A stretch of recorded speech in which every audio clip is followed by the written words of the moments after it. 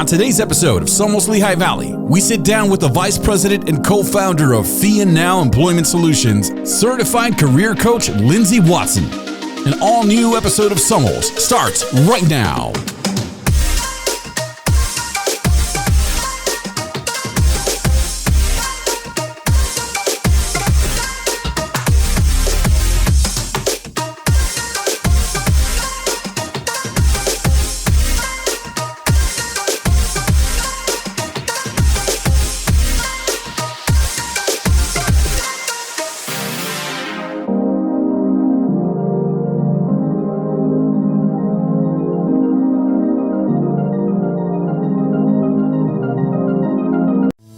This is your Lehigh Valley, where your success reaches new heights.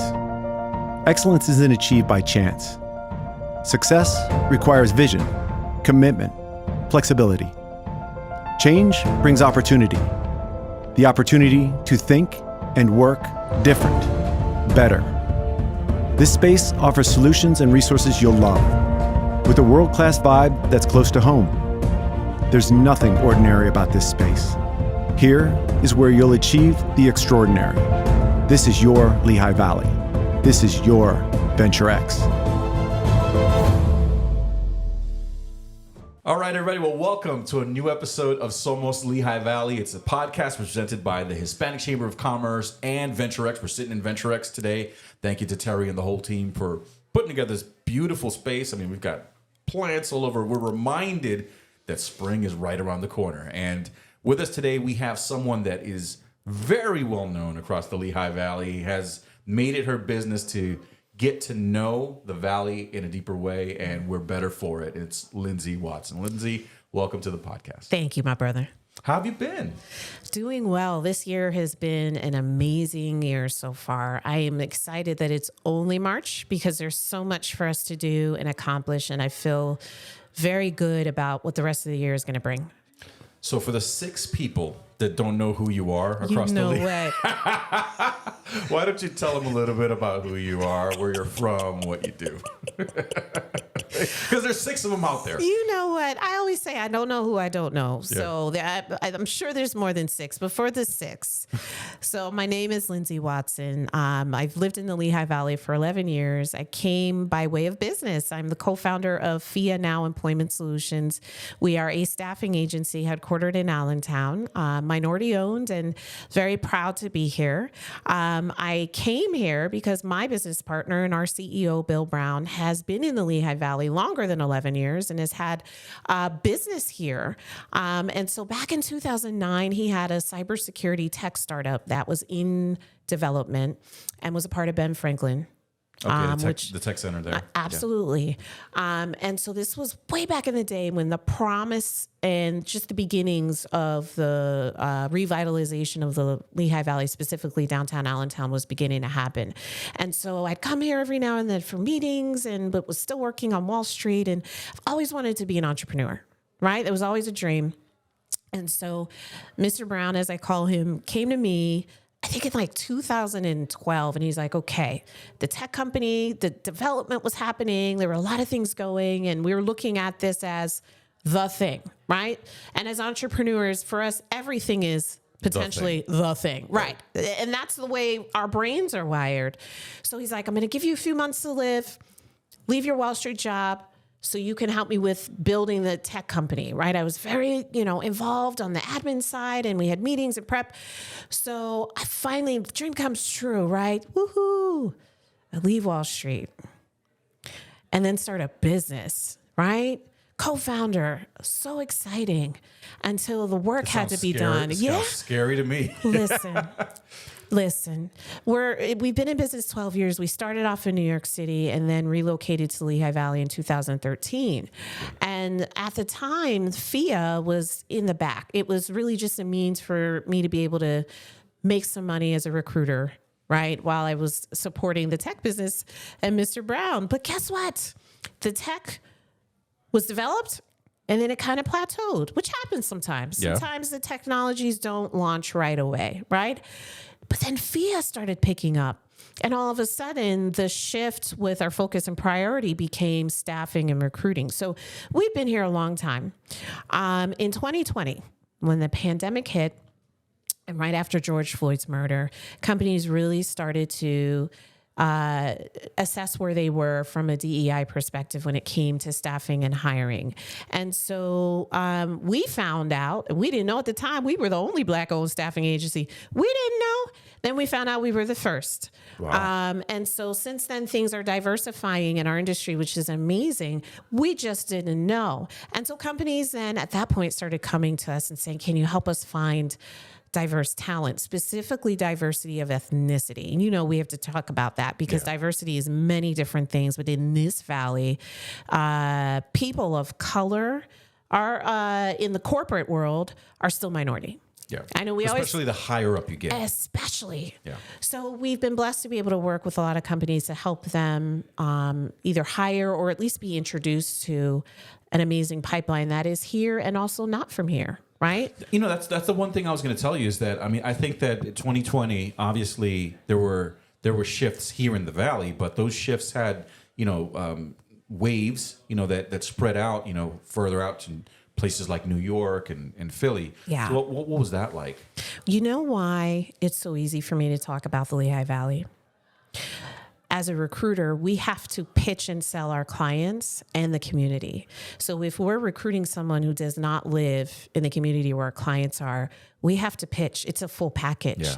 So You want to live here, you want to work here. These are the reasons why. yeah, and if I'm talking to mi hermano or mi hermana or one of my brothers and sisters, I'm not just talking about how beautiful the Lehigh Valley is, how many parks there are, how good the food is, how friendly people are, which is all true. But I also have to make sure that we, as a staffing agency, are talking about where the Lehigh Valley is and where it's going. Because for us, I'm just going to speak as a woman of color, when we move somewhere, church, salon, Community. Yeah. Super important.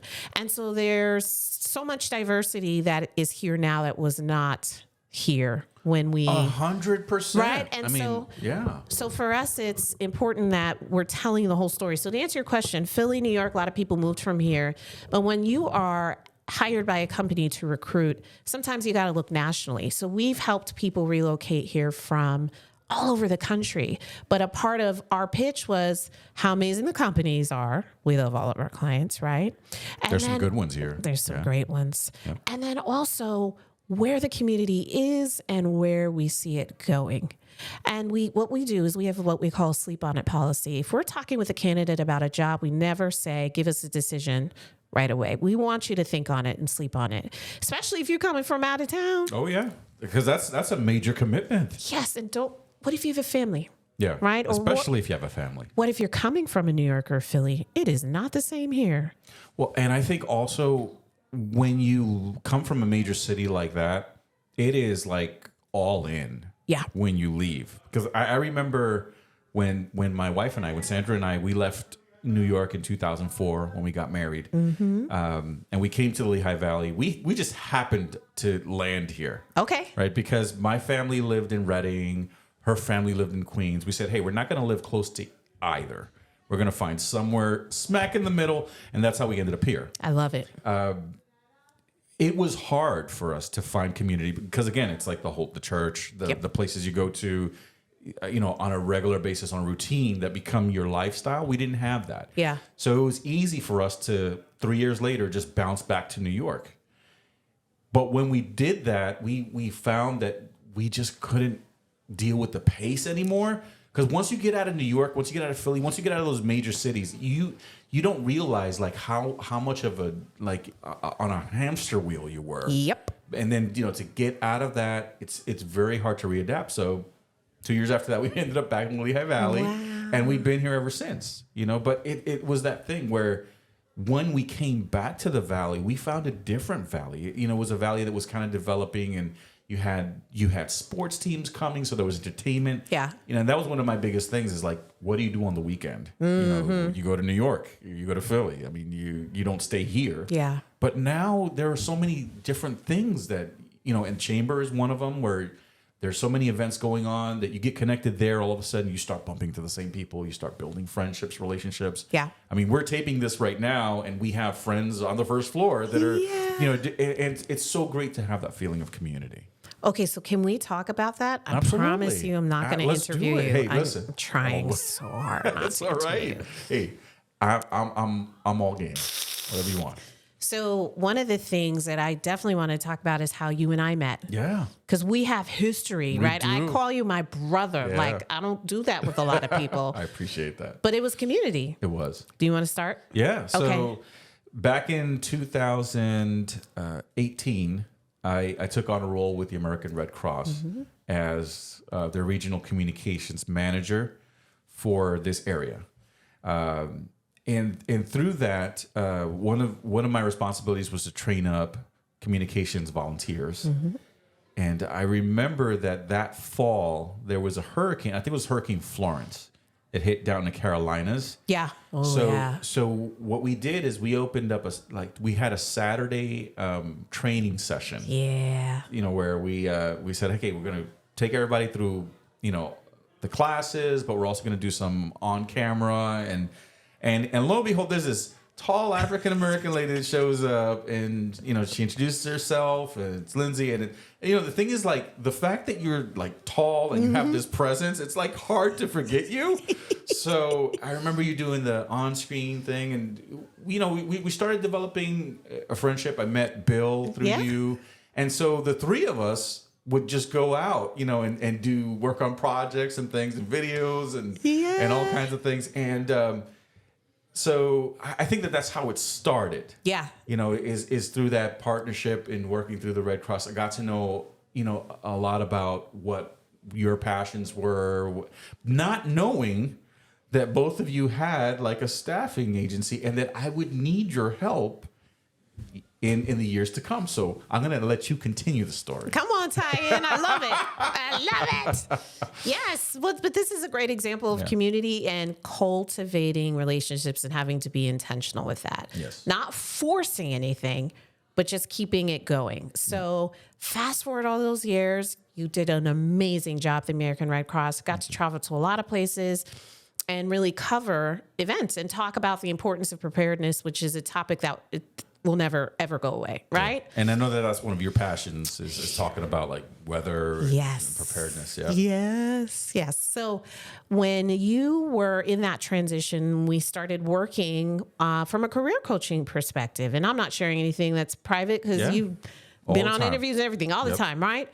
And so I knew you, but I really didn't know what it was you were doing and what you wanted to do. So after a couple... And neither did I. Right. Well, and that's why you come to a coach. That's why it's so important. We always like to say to people, don't try and figure stuff out yourself. If you have a career and you are desiring to want to grow or advance or even excel, whether you've had 5 to 7, 7 to 10, 10 plus years of experience, find a coach, find someone who can help, because it can be easier for us to identify the strengths in others and in ourselves. I don't believe that we should ever, and we don't practice ever trying to figure things out ourselves when it comes to understanding our worth, our value, what we've accomplished, what we've achieved, and then finding a way to communicate that. Yeah, we tend to be very, very critical when we assess ourselves. Yeah. Because we're just wired negative. That's just how it is. So that's why it's important to bring someone else with a fresh perspective from the outside in to help you with that process. 100%. And then if you're an introvert or an extrovert, it doesn't matter. What you need is a communication actions plan. We call them CAPS, right? And we'll talk more about that. So when we started working together, I was like, oh my gosh, you've accomplished so much. Wait, you did this and this and this and this. And I was like, no, not really. I didn't see it that way. But that resume was fire, wasn't it? Was. I tell you what. Yeah. And the funny thing, well, not the funny thing, but the interesting thing to me was that, obviously, your agency places clients, for interviews and things like that. But I noticed that I was also getting interviews from places that I was trying myself, which is the evidence that, wow, I mean, the way that you put it together, I mean, there was a method to madness. Yes, we have a process. And so we do have a career coaching division. And just about 2 weeks ago, we were featured on WFMZ. We have an outplacement services division now.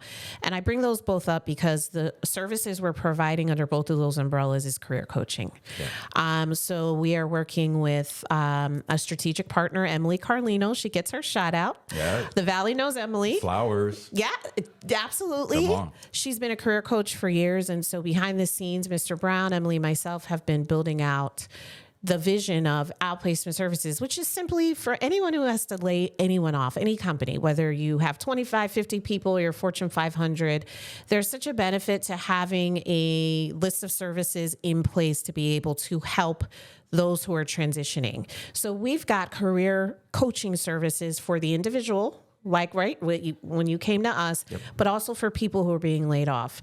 Our mission is to help keep people in the Valley. We focus on creating jobs in the Valley, which is amazing, right? But if someone's laid off, they're going to be looking for a job wherever they can get one. Yeah. So our goal is to try and help to keep people who may be laid off here in the Valley. And so we do so through career coaching, resume writing, LinkedIn optimization, interview prep. We've got about 25 or 30 additional modules, right? So it really covers whatever the needs may be. But ultimately, what we're providing is career coaching, and that is separate from staffing and recruiting. So if a client hires us to find people, we're going to do that. But if you or anybody else just needs to elevate in any way from a career perspective, we're going to help you. We're going to work with you. And we have a separate division and a wonderful team of coaches and resume writers that can support you. So when you started working with us, that was really the beginning of that phase for us. And to me, that was also kind of like unpeeling a whole nother layer, right? Yeah. Because up until that point, it was like, Bill and Lindsay, the ones who go out with me and volunteer and do videos. But all of a sudden, it's like I tapped into this other layer of, your knowledge in the field and Bill's understanding in the business world. Yeah. And so just having that, that connection, I think is opened up my eyes, to a lot of things, in terms of opportunities in the Valley. Because, you come here and when you go through like the morning call or you go to the wanted section or whatever the case is, you keep seeing like the same 5 or 6 jobs, same, positions, and you think that that's it. But when you start working with someone whose job it is to place employees, now you understand like, okay, the Valley is a lot more than what I thought it was. See, it is. It really is. And we love the Valley. We can live anywhere, right? Like you said, the city life, did that, loved it until I didn't. Yep. That's it. Well, and the thing is, like, my kids have only known the Valley because, I mean, my daughter was born in Reading. Adrian was born in Allentown. I remember this funny story. When Lily was about 7 years old, we went to Brooklyn to have brunch with friends. Okay. And parked the car. She's looking on the sidewalk. She's like, "Oh, Daddy, can I pet the bird?" It was a pigeon. That just goes to show you like how not New York they are. Just not. Yeah. But at the same time, it's like they'll go to a farm and be completely comfortable around cows and chickens. Yes. I mean, maybe I'm biased because I grew up in a small town and that's what I was used to, right? And going from the very small town where cows used to get loose on our street. All the time. All the time. Oh, I get deer around my street all the time. Like they're walking around like nobody's business. Right, nobody's business. My mom, where she is, the deer come at around between 4 and 5 every day, and they're so domesticated. They eat anything, and they come because they're like, we know you're going to give us something. So it's a compliment, man. She cooks good. They know. You should feel offended if the deer doesn't go to your house. Don't go to that house. They ain't got nothing for us. Absolutely. So it is a culture shock, and I think this is an important piece because when people move to the Lehigh Valley, if they come from a super small town like where I'm from or a large city, there is an adjustment. And so for me, what I love to do is, because I'm out in the community and meeting people, if there's someone new, I'll try and connect them to a group. right? There are lots of groups. Well, I'm on Facebook a lot. So there are a lot of Facebook groups that support different ethnicities or certain groups. There are amazing organizations like Link that are helping people move here and just to have resources, because it's one thing to move somewhere and work. And I want to stress this because, AJ, I meet at least one person now on average every week who lives here and works here and does nothing else, has no community. And that sucks. You know why? Because even though we've been here 11 years, me being out in the community it really started with the American Red Cross. That was my first involvement. And my walk with God, I talk about very publicly. And I remember praying about how lonely I was because I would work, and then my church was in the Bronx. So I was in New York every weekend, right? Part of the praise and worship team. We had rehearsal. So I'd spend the night at a friend's house, and I had my rotation, and I would justify in my brain why I had to be away from where I lived every weekend. But it was really because I didn't have community and I wasn't being intentional with building it. And so, it would be so lonely. Now imagine someone moving to the valley during the pandemic. That's the thing. So when the pandemic hit, that was tough, right? Especially that was tough if you had community to begin with. Even if you had it. Yeah. My family doesn't live here, so they're 4 hours away. And I remember during that time talking to you and you saying how, hey, I'm going 4 hours away to just be with my family because that's what I got. That's what I got after 14 days of quarantine. But yes, they're worth it.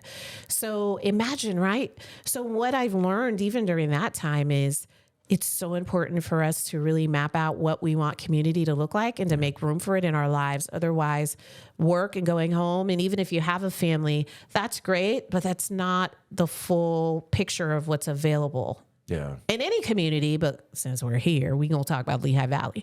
And so one of the things I do, not because I have to, but because of where I come from not having any to now having community. If I'm talking to someone and it sounds like you guys don't have community yet, or you may be shy, or I still don't know where to go. People know the chamber. But do you know how hard it can be to go to an event by yourself? It's very intimidating. And so many people have said, yeah, I know, but I don't have anyone to go with. And I get that. I think for me, what I learned is I wanted community more than I wanted this life of just working and wishing I had friends, right? So I call it the 51-49 rule. You want something 51%, you're headed in the right direction. Not 50, whatever, not 50-50. Nope. Because you could still go either way. But 51, you've got one foot in one direction. You're putting yourself out there. See, that's so important. And so I had to practice going to events by myself, and I had to practice asking people to keep me in mind for tickets, asking people what events there were. I don't believe I know everyone in this valley. People say it, and they could say it. And we're going to talk about social media in a minute. But to me, I don't know everyone, and I love getting to know people. And I'm blessed with a few really good friendships, but just to be able to connect and say hi and listen to find out how people are doing and listen to see if there's opportunity to help them get connected, right? My whole purpose in life is to connect people to people and people to opportunities. And so there's a career coaching element to what I'm sharing. We all have our purpose, and then we have our profession. Those are different. That's good. Oof. Purpose and profession. Yep. They're different. I connect people to people and people to opportunities 3 ways: through staffing and recruiting, my involvement in community, and then helping others, supporting Mr. Brown and the other businesses he has, and his heart to mentor and look out for people, helping him support or structure whatever he needs on that administrative side. My second business, Joy Fluent, I work with small businesses to help them communicate what it is that they're actually doing, but they are who they are apart from what they do. And sometimes we blur it when we think, oh my gosh, I am my job. What happens when the job goes away? 100%. What happens when the business changes? What happens if you got to pivot? You're still you and you still have a purpose. That's called brand.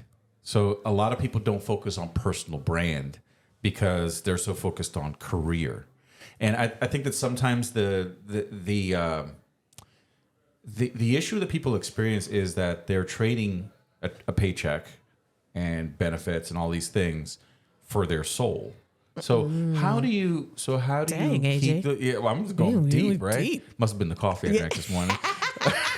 So how do you keep your soul? How do you keep your brand, who you are, in light of still being like a successful professional? That's a great question. So one, you need a coach. I don't care what kind of coach you get, but get help. So that's one. Get a mentor, get somebody. Somebody. I can only share through my experience. In 2019, I was at a crossroads in a lot of ways, professionally and personally. And I realized I'd lost sight of who I was. As an entrepreneur, it can be so easy to get caught up in the weeds. You don't stop to actually assess what you've accomplished. And so at the end of the year, I usually do a deep dive with God, and I just pray, how did the year go? What is the next year going to look like? And in that, he said to me, put your resume together. And I'm like, I do that for other people. yeah, like, yeah. So I ended up with 3 different resumes. I didn't know. Wow. One for media, right, on all the creative, one for business development, and then one for recruiting. This was just for me. Yeah. So I thought. So then after that, he says to me, okay, I want you to start to monetize all the things you do outside of recruiting that you've been doing for others for free. That's how Joy Fluent, my second business, was born, because I realized, web design, press release, content writing, working with people. All along, you're just thinking, this is something I do for fun or to help people out or whatever. But there are people out there that will put a value on that. And they have, and it's been a blessing. So to answer your question, yes, you have to stop and assess truly what you do. If you don't know who you are, what your purpose is, don't worry about it, because sometimes you just start with what you got and it'll lead to it. So I started to look at all the things that I do, and that led me to see the theme of connecting people to people and people to opportunities. So that's one. You'd mentioned mentor, and I think that that's important. We should talk about that. So my mentor has been Mr. Bill Brown for over 20 years, and he's guided and mentored me through my corporate career. And then obviously as an entrepreneur, he's been an entrepreneur for over 30 years. Good mentor to have. He's a great mentor to have. And so I consider him a mentor and a coach. Right? Because mentors will come in and they'll help and they'll pour out, and then they may not be connected with you day to day. Think about a coach. Coach is on the field, telling you how to stand, helping you when you fall, right? They're helping Making you with the technique. Yes. But in that, the coaching also provides empowerment. It gives you a sense of confidence, like, hey, I can go do this, right? Yeah. So Mr. Brown to me is that he's a mentor and coach. And then I also have so many amazing people in my sphere. My dad is wildly successful in the Navy, and everything he does to connect others, I realize that's part of my DNA. And so I get to honor him by being a connector and learning from him and watching him and seeing how the people he's connected, how they're thriving, not by him necessarily being on the field, but just being able to identify when somebody needs something and pulling from his archives to find that need and introduce it to the person who has that need. Yeah. And so that's what I realize I am. I connect. I don't want to be in the weeds with everything. Give me the opportunity to make the connection, and then you guys do something with it. And that's okay. So I didn't really fully embrace that without that process of getting those resumes together, writing down what I'd actually done. And that was 2019. What happened in 2020? Pandemic. People lost their jobs. They lost their businesses. People started coming People to had us. to sit at home. They had to stay at home. I think that for a lot of people, that was the worst part, is I have to sit here and do nothing. Like, what do I do when I don't do the thing that I do? Listen, people rose, they fell, they rose again. So many businesses were created, right? My Joy Fluent was. And some have remained. Yes. But some people just saw it as a fad and rolled away from it. Yeah. I will tell you, staying at home is one thing, but having to be still and have all the thoughts now assault you, all the thoughts that the busyness of work, business, family, being involved in the community, when you're out and about, it can be easy to get busy and really not take time for mental health, not take time to really assess. That's to me what 2020 represented. It was a forced pause in a lot of different ways. Yeah. And so... Well, because you were already there. Yeah. Yeah. Yeah. For a lot of people weren't there Right. in 2020, and they were hit with what you got hit in 2019, which is the realization that you had to take a pause. Yeah. So you had the realization in 2019, and you had the actual pause in 2020. Yeah. But you had a lot of people who came to the realization because of the pause. You know, and they're two separate things. Preach, brother. Two separate things. They're two separate things. So all those experiences, 2020 hit, people are coming for help. And I said, oh my gosh, God, you had me go through all of that. It's what we do or go through is never for us, right? It's for whatever community we have. But I had just gone through the process. And so I immediately went to Mr. B. I was like, okay, we got people coming to us. What are we going to do? So he's a visionary and he's got structure. So he's like, all right, let's get a career coaching division together. We've been helping our candidates anyway with resume writing, right? It's just something you do in this world. But then it became a division and we realized we have to separate it, right? We don't promise people jobs if you're career coaching with us. What we promise is that you'll be empowered to communicate your worth and value. You'll have a document that represents from a quantifiable perspective how awesome you are, and then you get empowered to go out. That's what I was going to say. And get your bag. Do what you got to do. At the end of the day, you have to believe in you. At the end. But sometimes not all, sometimes, all the time, we need help. No, but what I'm saying is like, I could build you the fanciest resume. I could do all this stuff. I could coach you up. I could do whatever. But if there's not something within you that after seeing all of that says, you know what? Yes, I am worthy. Then no le importa. You're wasting your time and your money. See. Yeah. So no, you're absolutely right, AJ. So so the division formally started in 2020. And I absolutely love career coaching because it's one-on-one or group time to really say, this is how much we all have in common. And here are the things that will work for anyone, just like you said, who puts it to practice. Understanding your value and your worth, quantifying that, and then being able to communicate it. We talked about the CAP, the Communication Actions Plan. So that is part of the service we offer in career coaching because introvert, extrovert, or whatever the mix name is, I don't remember what they call it, but the mix, we all need to be able to confidently communicate our worth and value and practice that. I'm not talking about bragging. I'm not talking about. Oh, we're getting ready to go there. Yeah, I know. I know. It came up. Oh, yep. That's not what I'm talking about. Let me tell you something. If there are 5 people in line to get a job and they all have a varied experience, statistically speaking, the one that has the best ability to communicate is the one that's going to get the most attention, which could very well lead to an offer. 100%. So you could be amazing. You could be so good, but you got to know how to communicate that. You got to sell yourself. Listen. Yeah. It's and the sell yourself and communicating, it can be interchangeable, but I know people sometimes get afraid of, well, I don't want to sell myself because I don't want to come off too braggadocious or whatever the terms are now. To me, it's just really communicating. So if I say I connect people to people to opportunities, and I do so these 3 ways, and that helps you to remember where maybe I can be a resource. Or if I talk about FIA, that we offer staffing, career coaching, and outplacement services with empathy and a continuous focus on diversity, equity, inclusion, and that's going to help you to remember. AJ, that took like 7 seconds for me to say. Yeah, but and you got the point across. And you're going to remember. Yep. And when that time comes, you're going to be like, oh, FIA.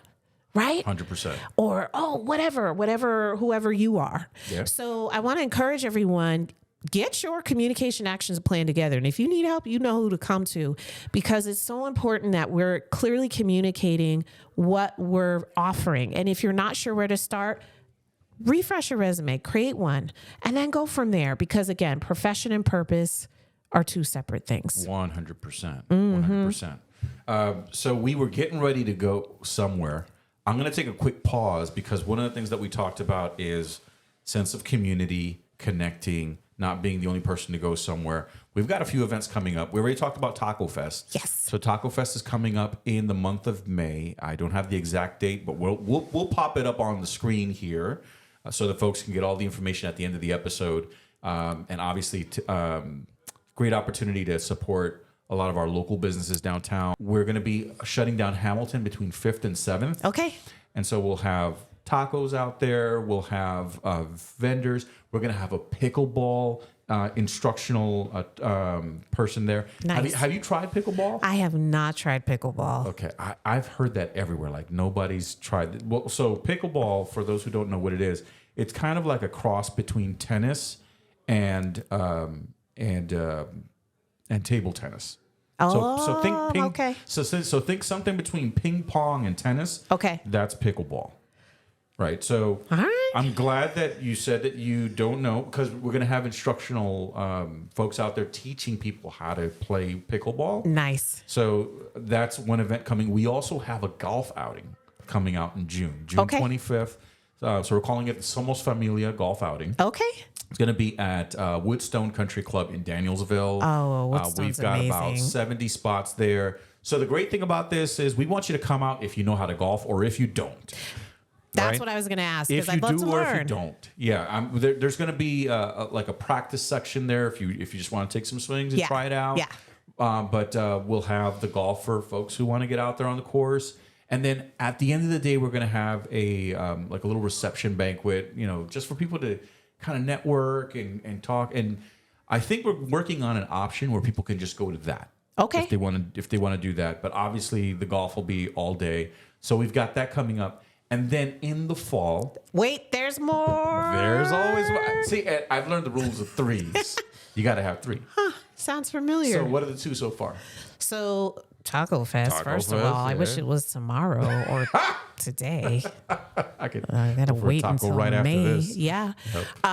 Taco Fest, Woodstone, which is going to be an amazing golf outing / networking event, which hopefully that could be separate, which will be good. Do And you think you know what the third might be? It's our biggest event of the year.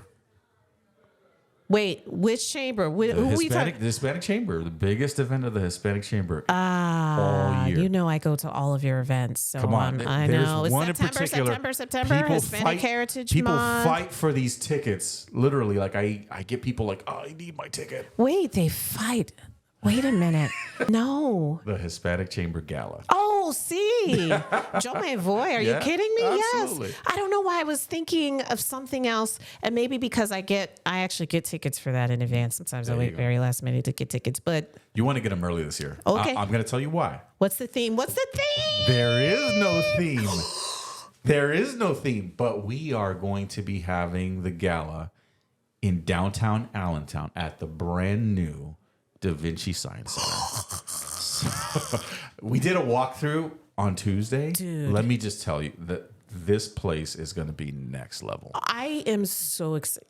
It is going to be next level. I mean, just from the it's not finished yet, but just from the very little that I saw, this place is going to, I'm just so excited for the students Yes. of the Allentown School District, Yeah. Allentown, the Lehigh Valley. You're going to have a place where you can go and get immersed in science. Yeah. They have like a functional human, you could walk through like an abdomen, Yeah. and then a heart chamber, and Yeah. then like a human brain. I mean, it's just next level.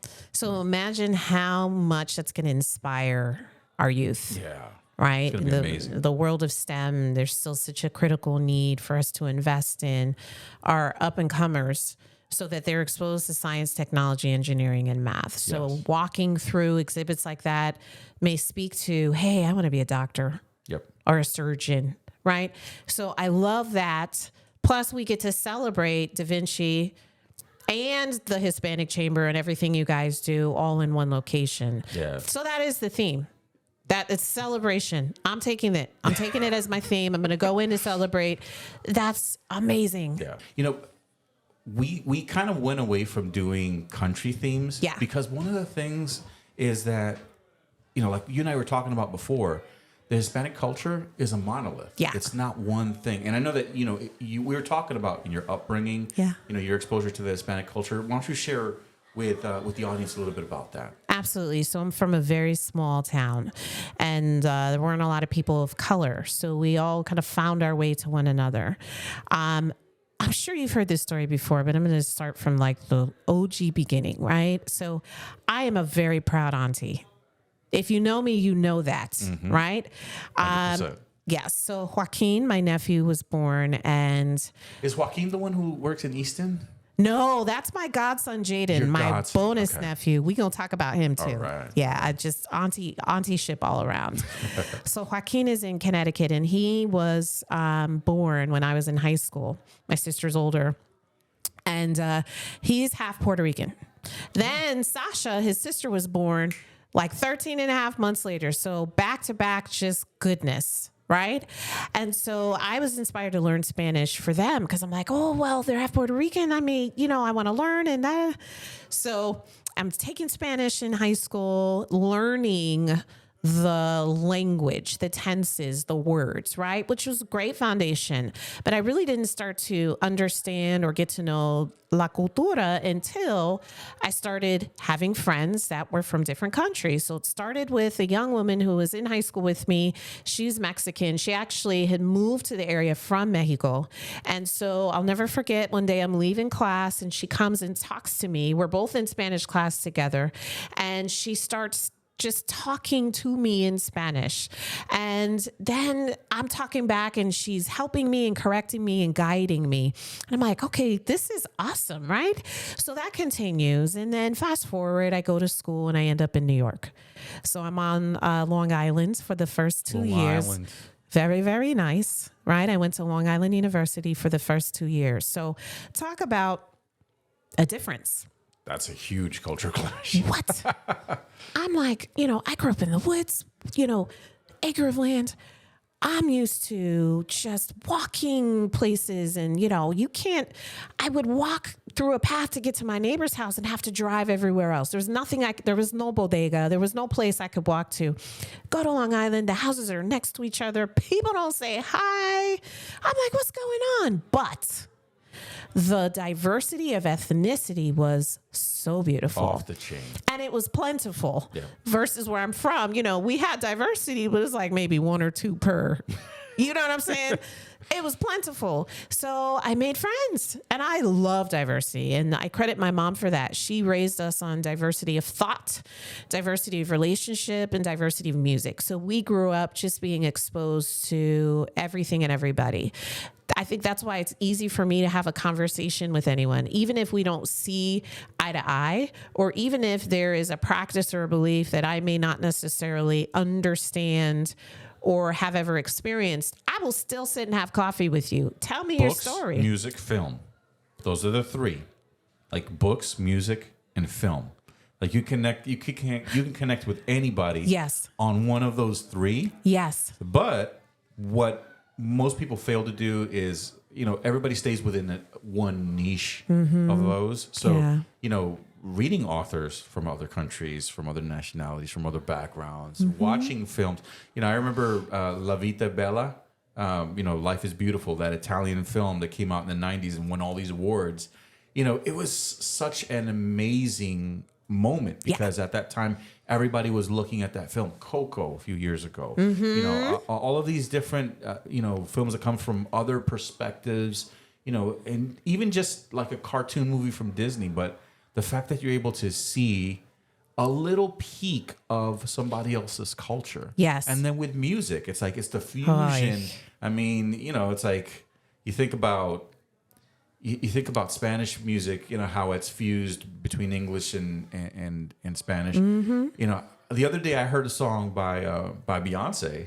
I know you've heard this one, the country song. Yes. I'm like, man, that is like the ultimate crossover right there. You have the world's biggest pop star now doing country music. Yes. Which just makes me so happy. Yeah, it's just amazing how you have all of these, and it's because of this generation that kind of grew up in a world, globalized, where the walls came down. All of a sudden, countries aren't far away, cultures aren't far away because we have the accessibility of the internet and all these other things. Yeah. But a willingness to embrace other cultures. Which is what I'd love to see more of here in the Lehigh Valley. Willingness and intentionality. Willingness and intentionality to embrace. Yeah. Can we talk a little bit about how to embrace different cultures? Because I think that would be helpful for people to kind of realize how easy it is. Yes. Yes. So how can I come out of my pocket to embrace other cultures? So we talk about building bridges. Personally, we have built a lot of bridges. Now we need to start crossing them. Yeah. Straight up, right? And it's a good way to visualize. So if I come from a different ethnicity or culture or background than you, there are, like you said, there's commonalities. The 3 commonalities you just mentioned. I also like to add food. Yeah, well, of course. How could I miss food? I honestly don't know, but it's okay. So really, you have to be intentional with wanting to get to know other cultures. It can be easy to get comfortable being around the same people. If you're from here, you have your family, friends you probably grew up with, right? I know that's a big deal. People who are from here have pride in that, which they should. But there are new people here. There are new cultures. There are new ethnicities. There are new dynamics that are coming into this valley. So really being intentional to say, okay, you don't look like me.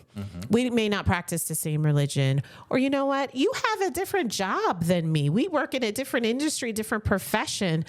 Let me get to know you. What do you do? How did you start? What made you want to get into that profession?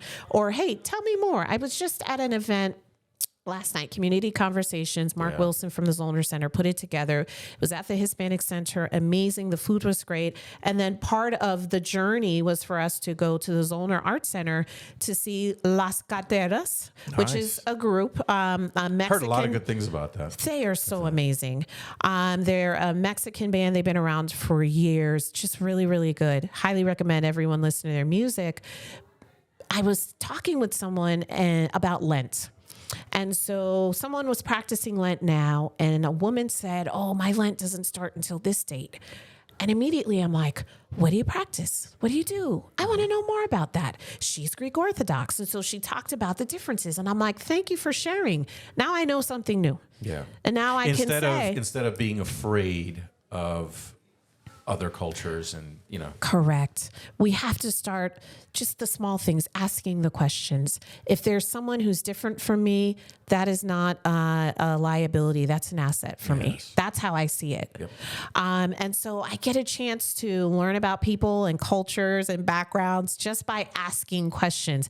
Sometimes it could lead to coffee. Sometimes it could lead to getting together for lunch or, in Lehigh Valley, everybody wants to meet. Coffee, lunch, dinner, drinks, tea. So was it empanadas, tacos, and coffee? See, well, yes. I'm bringing empanadas into that. I'll tell you why. Because empanadas are less messy. Okay. Because it's all contained in a little pouch. Sí, pero tacos son más popular, right? Más popular. Sí. Para todo ethnicities. I don't know how to say You ethnicities go, girl. in Spanish. Etnicidad. Ethnicidad. Yeah. So if you're going to start with tacos. Pero I agree. Elizabeth Strong and I went to an empanadas place. Shout I don't out know. to Liz. A shout out. I She's love like my a people. world traveler. See? Yeah. Right from here, right? So we went to an empanadas place, and you're absolutely right. I'm Black, and I love being around different ethnicities. So I will try any restaurant, and I'll go, and I've probably had it, and I also live in New York. So I'm going to give you a heads up on an empanada place in New York. That will blow your mind. It will blow your mind. What you got? There's one in Queens. It's called Empanadas Cafe. Okay, ¿a dónde? It's Corona. Okay. So they do an empanada, and I've mentioned this on a prior podcast, but I'm going to mention it again until everybody goes and has one. Get your cut too. Girl, they have a sweet plantain wrapped in mozzarella cheese in an empanada. In an empanada? Oh, yeah. That's like a... It's amazing. It is amazing. It is mind-altering. And I'm open to trying new things. You know what? One thing that I tried this week that I was actually amazed. Watermelon pickle. Pickled watermelon. Okay. Yeah, I don't know if that's a Pennsylvania thing or whatever. I don't know. It's pickled watermelon. I could try. I'll try it once. You realize that all a pickle is a cucumber that has been distilled in vinegar. Right. But the process of pickling is the liquid. It's not dependent on the cucumber, right? Right. So you could pickle anything. Right. You could. I tried a pickled mango. Okay. I tried a pickled watermelon, and I tried all these things. I'm like, man, that's not half bad. Where did you try these things? Actually, a coworker brought it in. Did he or she make them? No, I think she belongs to a pickle club. Oh, there's a pickle club. Yeah. See, but let's tie this into community. Yeah. Anything that you like to do. See, but that's the thing. It's like at first I was apprehensive because it was the unknown. Right. Right. It was like, oh, that's weird. Like, I don't, but then when I tried it, it was like, wow, I'm better for the experience. And now you know somebody who's in a pickle club. Yeah. I'm just saying, one, there's something for everybody here. Yep. And two, we have to be intentional. It benefits us to be intentional with cultivating relationships.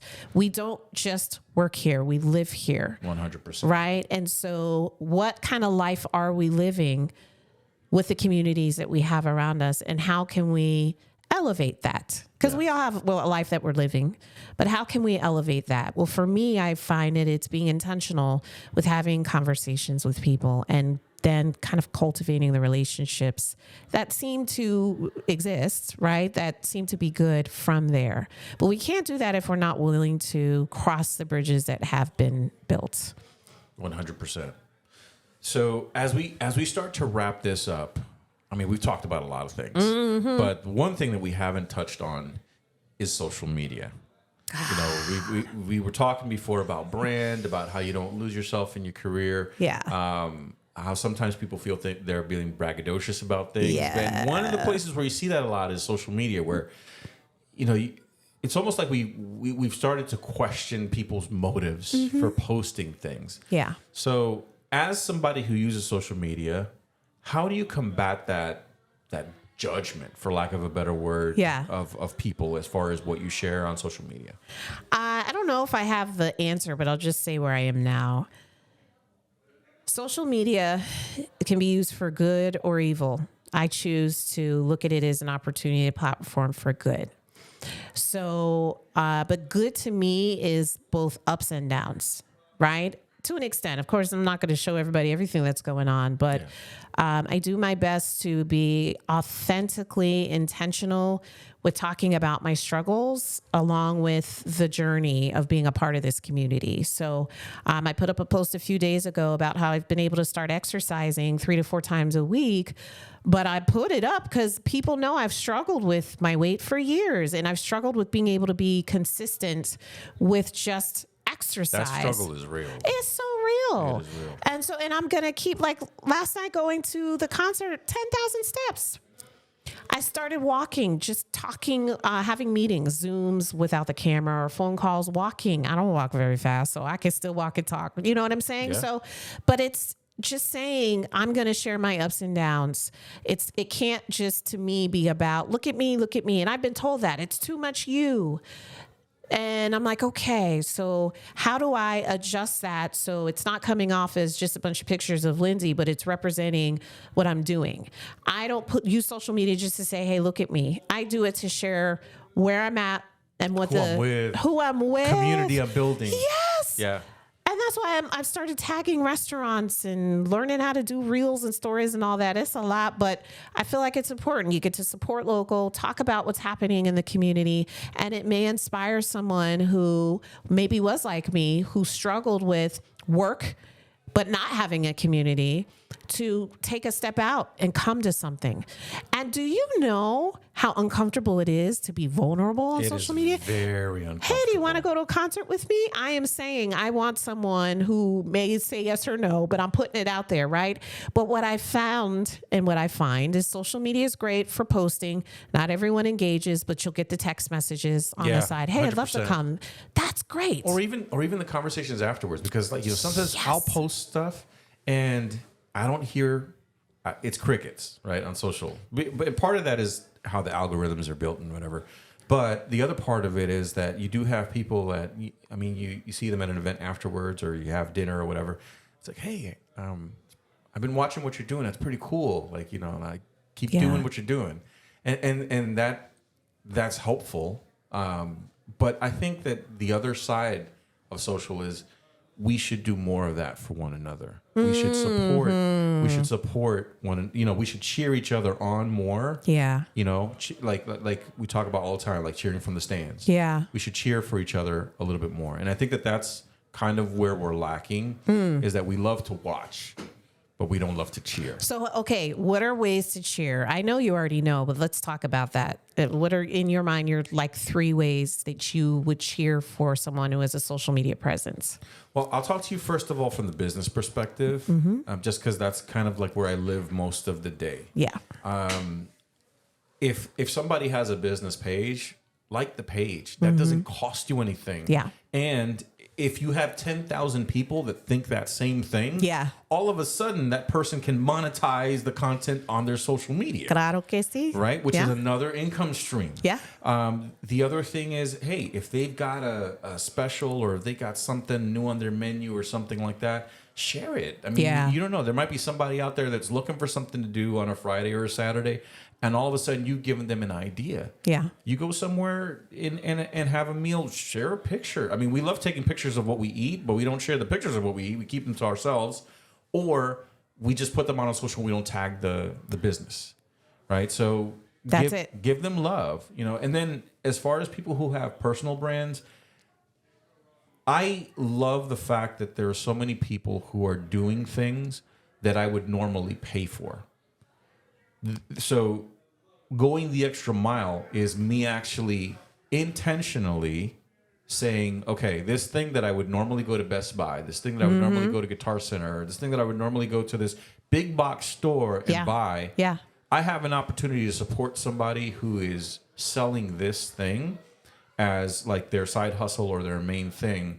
But I know that the impact of what I buy is going to be felt more here as opposed to with this corporation. So this is important because you're talking about easy things that we can do to support one another, right? And it's not going out of your way. It's not. And so to answer your question with social media, I think we constantly have to check in with what our mission and our why is. I'm still figuring that out. I know community is a theme, and I love going to support people in person. I could do more of that on social.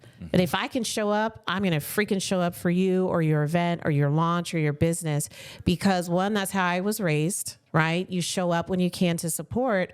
But taking those pictures and those videos and being able to tag a small business or, like you said, put a picture of the food up and now I always ask, get a picture. People always know if Lindsay comes in, we're going to get a picture.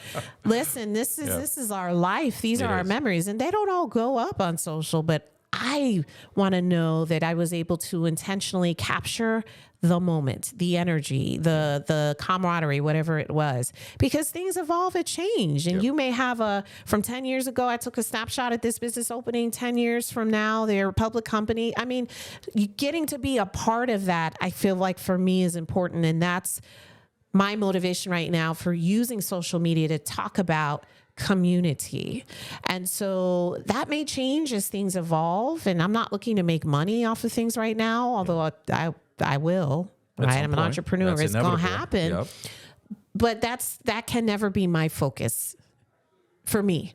So yes, there's always that balance. Is it too much about me? Is it too braggadocious? Those thoughts are going to come, but we shouldn't feel like we have to remove ourselves unless we feel like in our spirits we need a pause from it. But we should continue to be who we are and be comfortable being that. And that's the thing. When I woke up this morning, that was just really in my spirit. Don't worry about naysayers. Don't worry about people who may have their judgments. People are always going to naysay and have judgments. You know, if people don't judge you, you're not doing it right. There you go. So I guess I'm doing it right then. Yeah. I'm telling you, it's like now the thing is the key is that we have to learn how to block out that noise. Yes. And just keep it moving. Absolutely. And there's a balance with the humility, right? Because it can get, you see the likes or you start to look for the likes and it's like, oh, comparing likes, but you got to check that ego. Be like, I'll tell you what, there's an influencer that I follow, Gary Vaynerchuk. Yeah. Do you follow Gary V? Yeah, I don't know how to pronounce his last name, so I go with V. Gary V. Well, that's how he puts himself out there. Yes. But one of the things that Gary V always talks about that has always stuck with me is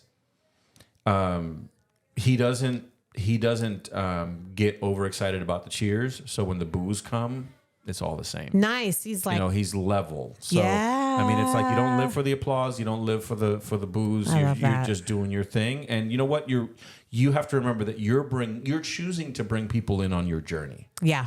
You don't have to do that. That's so true. You're choosing to do that because you feel that it could be of value to somebody.